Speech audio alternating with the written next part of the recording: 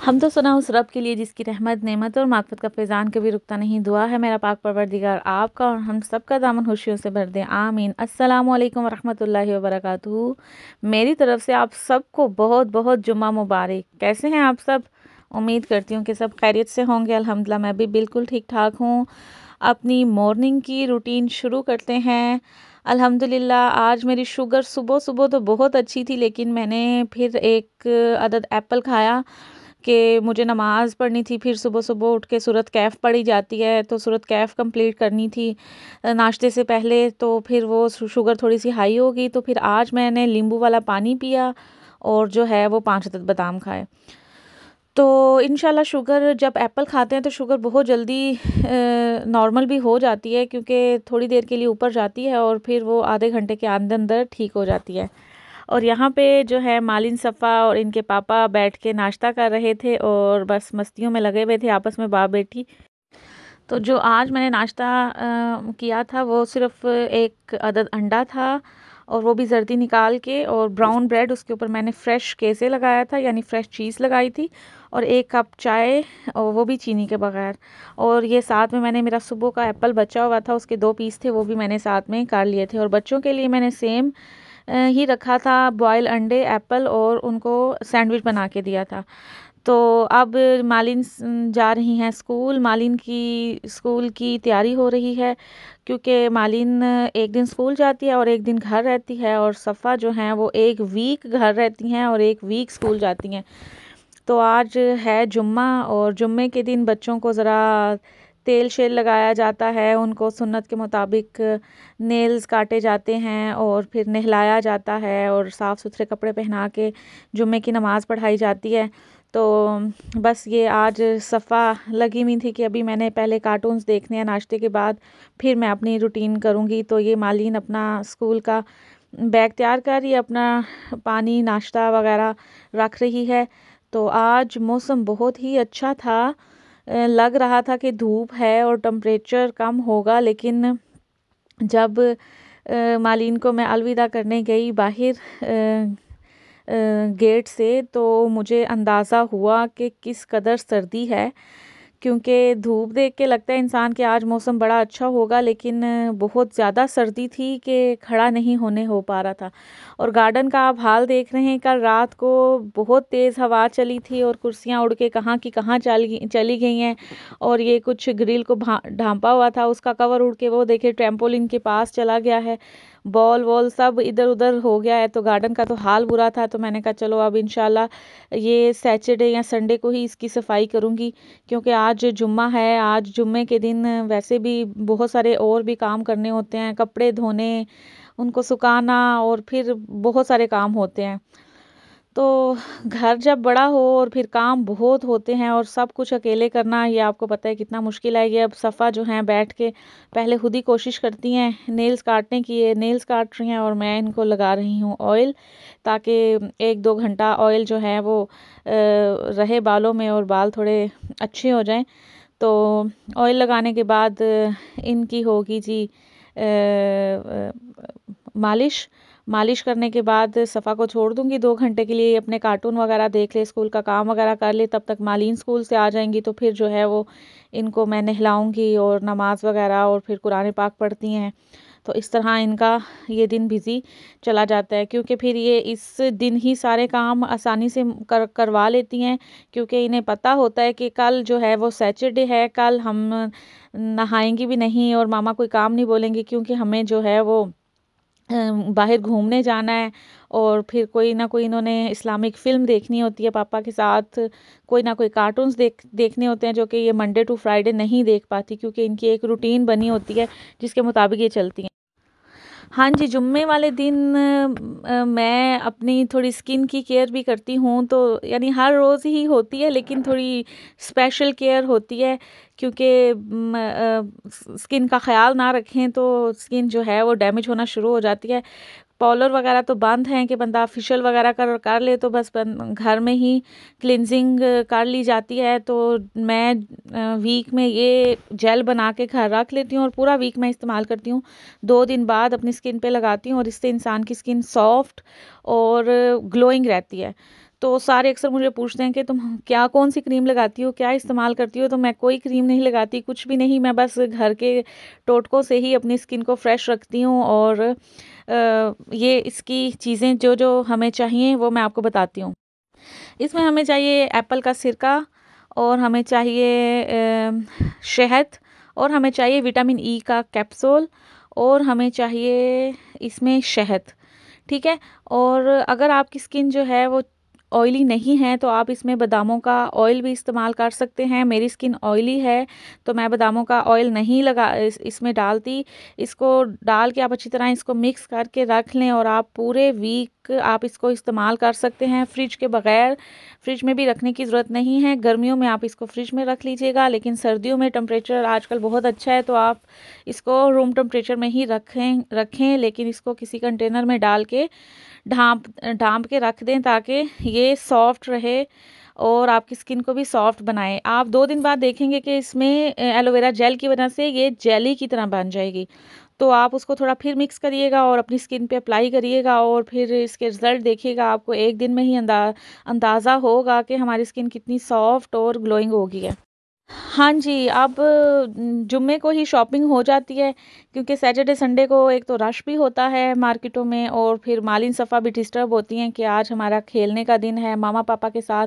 तो मामा पापा जो हैं मार्केटों में घुमा रहे हैं। ये बोर होती हैं जब इनका कोई काम ना हो, तो बस ये इनका दिल होता है कि हमें ऐसी जगह लेके जाए जहाँ पे खिलौने हों या झूले वगैरह हों, तो फिर हम वहाँ पे ही खेल सकें।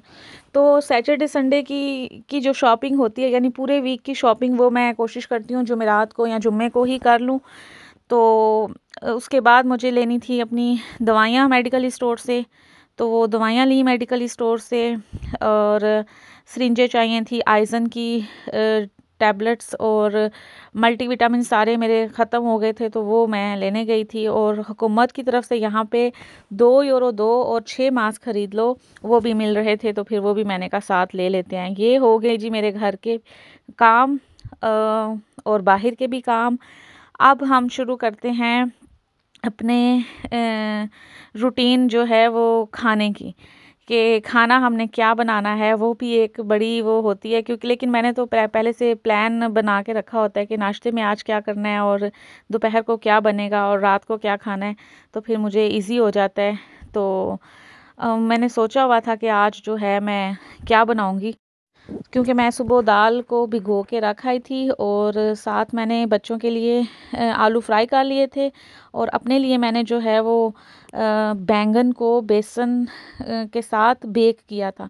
और ये देख रहे हैं कि दाल पक रही है, दाल पक के तैयार हो चुकी है। और मैं जब शुगर को नॉर्मल रखना होता है तो मैं ज़्यादातर चीज़ें बेक खाती हूँ या स्टीम कर लेती हूँ, ऑयल से थोड़ा परहेज़ ही करती हूँ। और यहाँ पे बन रहा है सलाद, और ये देखें जी मेरे बेकिंग बैंगन बन के तैयार हो चुके हैं। और ये मेरा दोपहर का खाना है।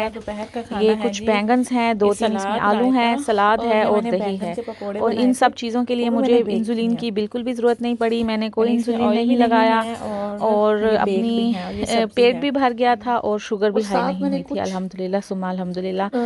जो डायबिटीज़ पेशेंट हैं, जैसे मैं बहुत से लोगों को बताती हूँ कि भाई इस तरह खाएं, तो वो कहते हैं भाई वीडियो में बता दिया करो कि तुमने क्या किया और क्या खाया, तो किस तरह तुम्हारी शुगर नॉर्मल रही। तो ये स्पेशली ज़ाहिर है जो वीडियो देख रहे हैं हर एक को तो शुगर नहीं है, लेकिन जिनके लिए मैं वीडियो बना रही हूँ उनको पता है कि ये मेरे लिए बन रही है। उसके बाद हमें मेरी दोस्त ने आज इनवाइट किया था चाय पे, तो हम लोग जाना था उसके घर।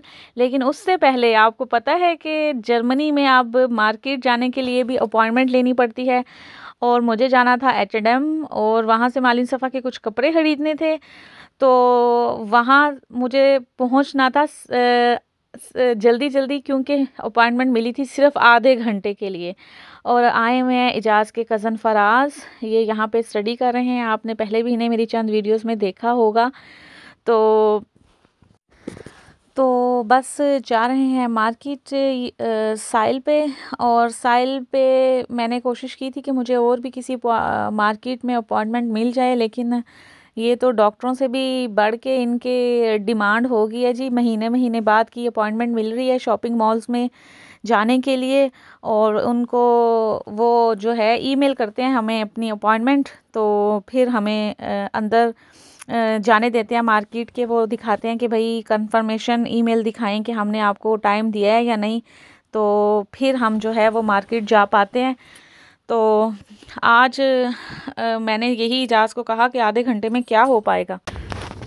हम आए हैं अभी साइल पे, और मार्केट में आप जा सकते हैं अपॉइंटमेंट के साथ, और मुझे अपॉइंटमेंट मिली है 10 बजे की, और देखें अपॉइंटमेंट के साथ भी कितनी लंबी लाइन है, और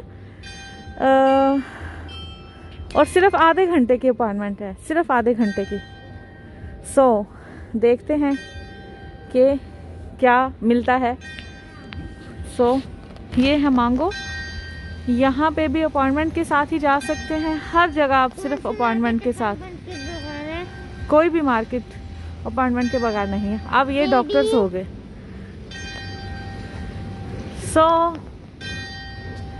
ये देखें जल्दी जल्दी ख़त्म हो रही है, और यहाँ पे बिग सेल लगी हुई है।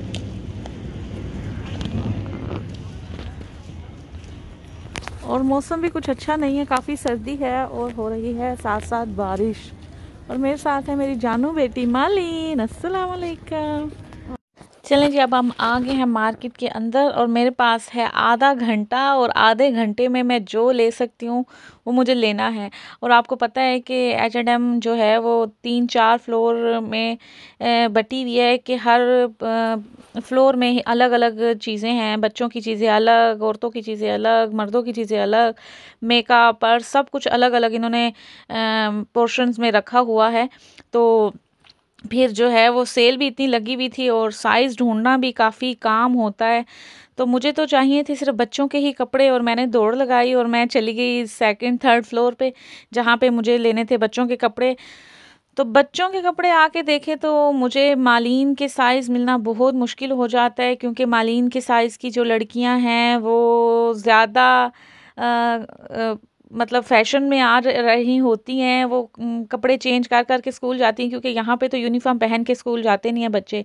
बच्चों ने घर ये कपड़े ही पहन के जाने होते हैं। तो फिर सफ़ा जो है वो तो उसको अगर एक हफ्ते में एक ड्रेस 2 दफ़ा भी पहना दिया जाए तो वो कुछ कहती नहीं, लेकिन मालीन को हर रोज़ नया ड्रेस चाहिए होता है। और उसके बाद थी हमारी डॉक्टर के पास अपॉइंटमेंट। ये 6 महीने बाद डॉक्टर जो है दांतों वाला डॉक्टर है ये, क्योंकि बच्चों का जो है हर 6 महीने में एक दफ़ा होता है चेकअप। और हमारा क्योंकि सफ़ा के और मालीन के दांत निकल रहे हैं, और दांत निकलने की वजह से एक दांत सफ़ा का जो है वो टेढ़ा है, उसका जगह ना होने की वजह से उसका एक दांत टेढ़ा हो गया, और मालीन का जो है वो भी इसी तरह है। तो वो मुझे डॉक्टर ने कहा था कि इनको तार लगेगी दांतों में, तो वो हर 6 महीने बाद इनका चेकअप होता है। तो अभी थोड़ा सा डॉक्टर ने कहा और वेट करो, तो फिर देखते हैं। डॉक्टर से भी हो गए हम फ्री, और अब जा रहे हैं हम मेरी दोस्त की तरफ।